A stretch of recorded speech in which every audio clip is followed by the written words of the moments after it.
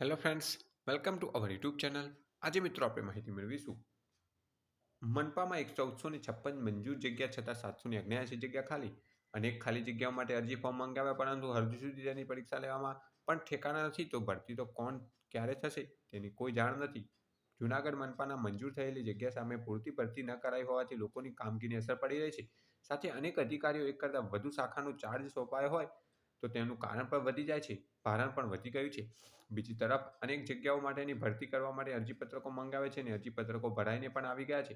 કોઈ કારણસર પરીક્ષા લેવાના પણ કોઈ ઠેકાણા નથી. તો ભરતી તો કોણ જાણે ક્યારે થશે.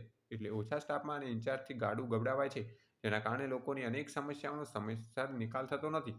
મનપાના મંજૂર થયેલ સેટઅપ પર નજર રાખીએ તો કુલ 1456નું સેટઅપ છે. જોકે તેની સામે માત્ર 677 કર્મચારીઓ જ કાયમી છે. 779 જગ્યા ખાલી છે. તે જગ્યા ભરવામાં આવે તો કામગીરીમાં વેગ આવી શકે. હાલ તો આઉટસોર્સિંગથી પણ રગશિયું ગાડું ગબડાઈ રહ્યું છે. 1456માંથી 677 કાયમી કર્મીઓ છે અને 418 આઉટસોર્સિંગથી કર્મચારીઓની ભરતી કરાઈ છે.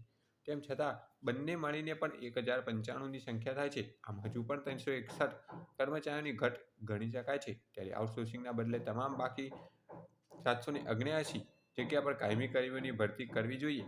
કયા વર્ગમાં કેટલી જગ્યા ખાલી?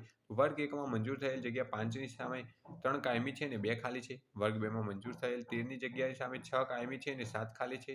વર્ગ 3માં મંજૂર થયેલ 638 જગ્યાની સામે 130 કાયમી છે અને 508 ખાલી છે.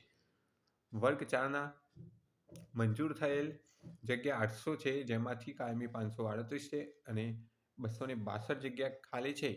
ફોર્મ તો મિત્રો ભરાઈ ગયા છે, પરંતુ હવે ક્યારે આ જગ્યાઓ ભરાશે તે જોવાનું જ રહ્યું. Thanks for watching this video. Thanks and good bye.